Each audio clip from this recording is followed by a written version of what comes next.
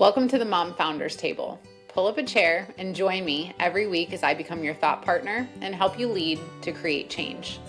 I'm your host, Kelsey Kenry, entrepreneur, millionaire mom of three, and strategic business coach for established mom entrepreneurs. Every week, you will get tactical guidance to apply to your business, leadership, and life that will help you further your true success while also being invited into a new way of thinking and being that creates true freedom. I'm here to call you out and call you up, so take a seat and let's begin. Welcome back to another episode of the Mom Founders Table. And today I'm giving you the truth that you really need to hear, especially in today's market. As we know, for any business, regardless of your industry, regardless of your size, you have to have an online presence. And it's funny because Eric and I talk about this all the time because in where we live in Florida, we will see these businesses open and then close shortly after. And we're like, we didn't even know about them. And a lot of times it comes down to the fact that they didn't even have social media. And it sounds silly, but really, if you look at what people are doing and how people are searching for things, they're leaning towards social media over things like Google. And again, this depends on what you're looking for, but people are people are asking ChatGPT for recommendations. And social media, most social media platforms at this point have some sort of SEO-based search that is available. This is even a recent switch that Instagram had. So that being said, what this has created is that knowing that we all have to be online to advertise and market our businesses, that means there's a lot of saturation. And that means that in order to be relevant, we have to be resonating. And if we're not resonating, this is where you're going to feel like you're shouting into a void. This is where people are going to be really, really frustrated. And one of the things that I hate seeing is people who are doing really good work be so disconnected from the skill set of marketing that they hand it off and entrust marketing experts to market for them. And those marketing experts are either unethical or they just are not connecting the dots when it comes to things like founder-led content or elevating the voices or the things that really matter. There are, like any industry, unfortunately, people, social media managers, marketing firms that are just about getting the job done and not so much about really recognizing and doing the research as to what is required for marketing. So today I want to talk about the reality of what we need to market our businesses well and why you may feel like you're shouting into the void or why you may feel like, okay, marketing is just something I don't want to touch or don't want to deal with, because we all feel like that, right? Even somebody who has extensive marketing expertise, who has been marketing my own and many businesses and helping with marketing for so many years, I still need help with my own marketing. I still have a marketing team behind me because I am too close to me. So all of us have been there, myself included, to where it's like, hey, what I was doing before isn't working anymore. And truthfully, just a few years ago, right? Like 3 to 4 years ago, I would say 3 to 5 years ago, you could simply post content that was pretty generic, that was not necessarily marketing specific or demographic specific, that was more general, and it could create sales for you. But once again, because everybody has gone online, because of the way that marketing has shifted overall, it just doesn't cut it anymore. And so for me, it was like, as somebody who has always been a storyteller, as somebody who has had the same Instagram platform for 12 years, as somebody who has gone through a big loss of followers because of, pivoting away from fitness, I've experienced it all. And I've experienced the frustration that also comes with spending hours of time on marketing and feeling like, okay, this is pointless, right? Like, this is not driving sales to my business. Like, why am I even doing this? I'm spending so much time on this. And so here's something to remember. Number one, you have to be online. Number two, you have to resonate emotionally with your people. And number three, just posting is not going to be enough. Okay. So here's the thing. What we're really seeing and what you need to succeed with your marketing and to make sure that your marketing is funneling into sales for your business, because if that's not something that you recognize should be happening, like that's the entire reason why we market, right? We pay for branding and marketing overall because we want to attract buyers. And if we're doing the marketing and we're not attracting buyers, there's a reason why. Number one, surface level demographics are not going to work anymore. Talking about knowing your customer is the most important thing that you need for your marketing. And knowing your customer at a deep level, knowing how they move throughout their day, what they are thinking when they wake up, what's keeping them up at night, how they're interacting with their family, the feelings and the thoughts that they're experiencing. A few years ago, you could get away with knowing like, okay, they're in this age range, maybe they're from this area, maybe they're in this income bracket, they're in this type of career, more of the demographics of people. And you could speak to those things and you could say, yeah, if you're a 30-year-old woman who is in a high-paying job and you live in Tennessee, then you need my product, right? To where now people are like, there's 47 people that have the same thing that you're selling. So why you? Right? And so this is why psychographics are actually more important. Understanding the fears that your people have, understanding their belief systems, understanding their values. Like for my clients, right? I know that they deeply, deeply value being impactful, being resourceful, being useful to the world, creating something bigger than themselves. I know that they also really value their families, because if they didn't value their families, they wouldn't experience things like mom guilt from working, right? And so understanding the belief system, what they value, what they fear, what's keeping them up at night, this is the kind of stuff that's going to cut through the noise. This is the difference from a post that says, if you have brown hair and you live in Tennessee, you should buy my product. And a post that says, if you are staying up all night thinking about how you're going to make your next paycheck because you're afraid of your job letting you go, because you keep showing up late, because whatever the things are, right? This is the difference. Like this is the difference in a post that says, you're really struggling with time management, and a post that says every single day you're late for everything that you want to do and it's making you feel so guilty, which is then creating this cycle that makes you yell at your kids because you're feeling so poorly about how you've handled your day. Right? Understanding the ripple effect of things. So our surface level demographics are simply not going to cut through the noise. When we get very specific about their frustrations, about their desires, about their habits, about their daily rhythms, when we call them out in a kind and compassionate way, what that creates is emotional resonance. At this point, on these phones, we are just buried in people's videos, in people saying all these things, in sales, in ads. We're getting stuff thrown at us all day long. And so think about when you're scrolling, what makes you stop? You don't stop for things that are like 3 keys to keeping your house clean. Maybe you would. I wouldn't. But if you say 3 keys to keeping your house clean as a busy working mom with only 30 minutes a week and struggling with anxiety from clutter, right? Like we have to get hyper specific. We have to help people on the other side of the screen say, like, does she live with me? My favorite thing is when I record a story on Instagram or whatever, and one of my clients is like, why do you call me out like this? Or like, oh my God, I was thinking this morning.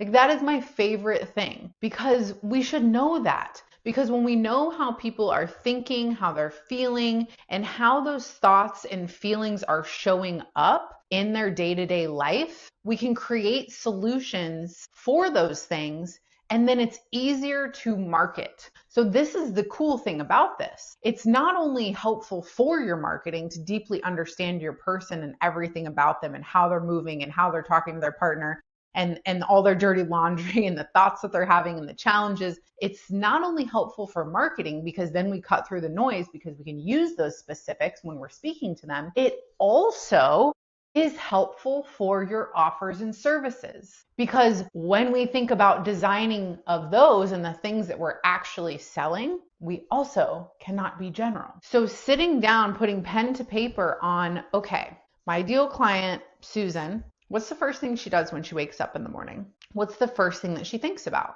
When she thinks about that, then what is she doing? What are the things that she thinks but she's afraid to say out loud? How does she interact with her partner? What are the things that she wishes she had, but she's afraid to say out loud? What are the things that she's expressing to her family? Asking better questions.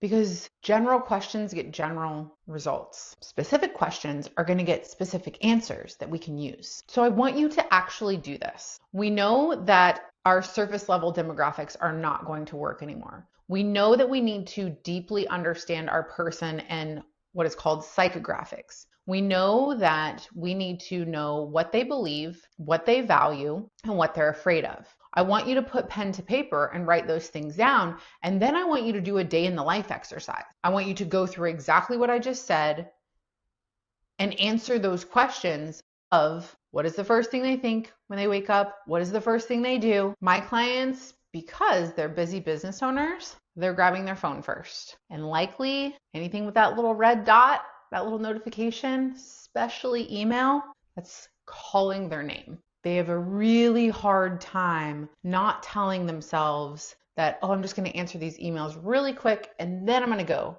do this, right? So go through an entire day. What does a normal day in their life look like? What are the actions they take? Like, what are the things they're actually doing? And then what are the things they're thinking? And what are the emotions that they're feeling? So you can put all those things next to each other, right? So they wake up, right, at whatever time, and they think X, and they, do Y, and they feel Z, okay? And then what's next? Go through that entire thing. It is so eye-opening. And then you literally take that and you're like, oh my gosh, I could speak to this exact moment. Like, imagine pulling up your phone and seeing a social media post or opening your email to a subject line that's like, when you grabbed your phone at 6 a.m. this morning, and you're like, oh fuck, she saw me, Like, that's what I want you to do, because that's what's gonna gravitate people towards you. So we're going to do the day in the life exercise. That's going to bring so much clarity and awareness because of that specificity. When you are designing services or offers to sell, what you need to know is what is the gap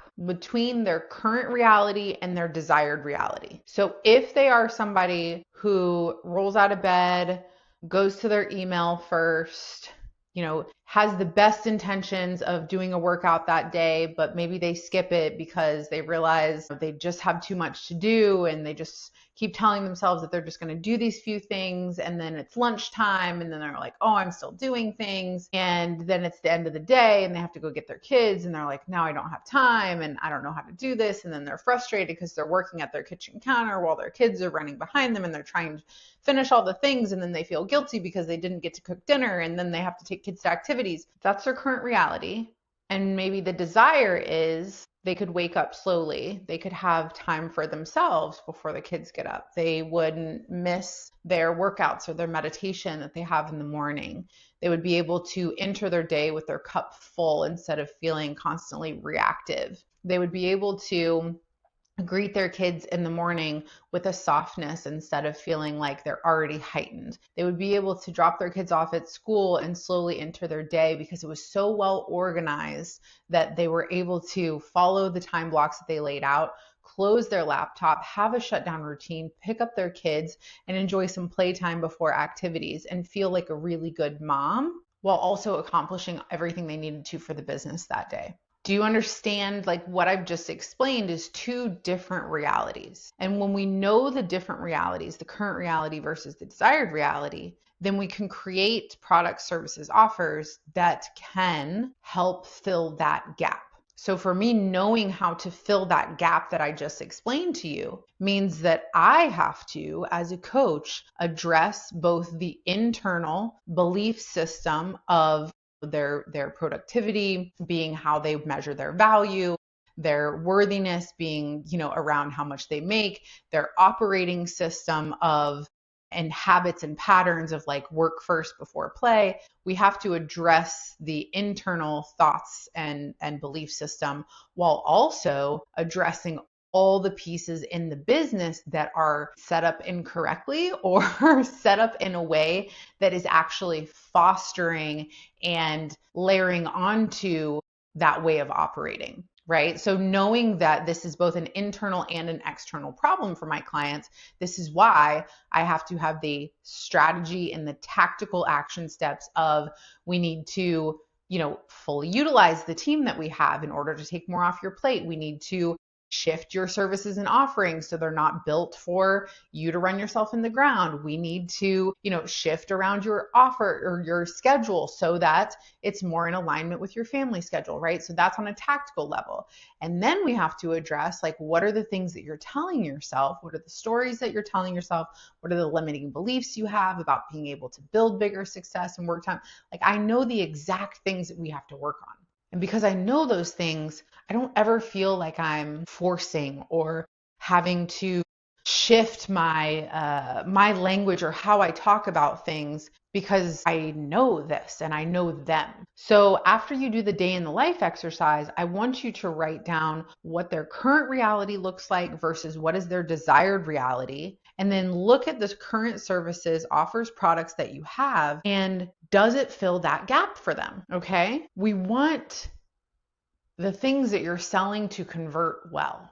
And the things that convert well are the things that solve a problem. This is like business 101. No matter what you do, you're solving some sort of problem. So identifying what that problem is and what result that creates to make sure that it's in alignment with the people that you're speaking to is really important. We also need to know what type of buyers they are. So generally people they buy from a place of emotion, but some people are also more logical and analytical and want to know all the details. So depending on who your ideal client is, you will know if they lean one way or the other, or if they're a mix of both, like most people. And that is going to help you dictate the way that you speak about what you're offering as well, right? Generally, when we speak to someone, because we know our services so well, we sometimes speak to the features because we know that when somebody experiences those features, it's going to be life-changing for them.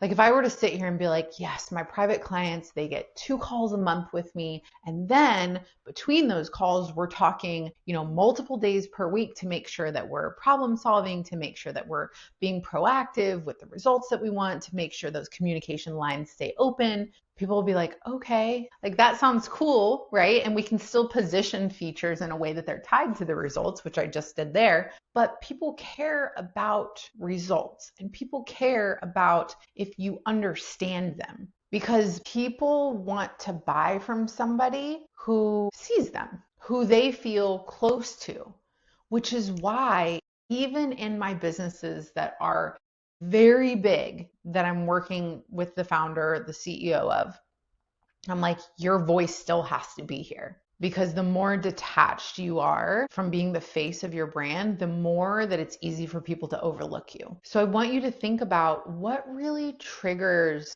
somebody, your ideal client, what really triggers them to buy for you? What is their decision-making process? Do they think about it? Do they put it in their cart and then they talk to their spouse? How do they buy? And understanding this will allow you to tailor your sales process in a way that could help alleviate some of the objections or internal struggles they might be going through. So if you feel like you've been attracting the wrong type of clients, if you feel like you're not attracting people or, it's just nobody's really inquiring from the marketing assets that you're putting out, if you feel like you're not sure which platform to be on, if you feel like you're just tired because you want to scale and you feel frustrated because it feels like such an uphill climb, I'm putting something together behind the scenes that is something that I've actually never seen done before.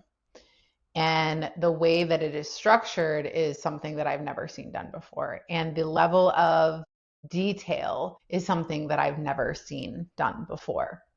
And it is going to be a way for women entrepreneurs to scale and have clarity on how to do that by connecting with their ideal clients and being plugged into a network that creates not only a referral system, but gives clarity on what exactly needs to happen in marketing, sales, operations, and team to get the results that you want. So if you want to be the first to know about what this is, you can click the link in the show notes. There is a wait list there. This is going to be first come, first serve. This is going to be limited, and you will be the first to know all about it just by clicking that link, signing up, and letting us know, hey, I want to know what this thing is. It is not a commitment to buy. It is simply you raising your hand and saying, I am a woman entrepreneur who is ambitious, who is definitely ready to scale a business that I have that is already established, but I know that I need some key pieces here, and I know that I need a bigger network. So that's all that I will say for now. Please click the link in the show notes and we will keep you updated. You will be, again, the first to know. I hope that today has been really, really helpful on understanding your client on a different level. Please remember, if you do not implement, there are not results. So please don't just listen to this and then not take what I've given to you, because truly, if you just implement this day in the life and this understanding the psychographics, your marketing will drastically change and you will see it start to feed your sales funnel in a way that you have never seen before. I appreciate you guys listening. Please, please send me all the messages. Give me your feedback here. Let me know what your thoughts are, and I will see you guys next week.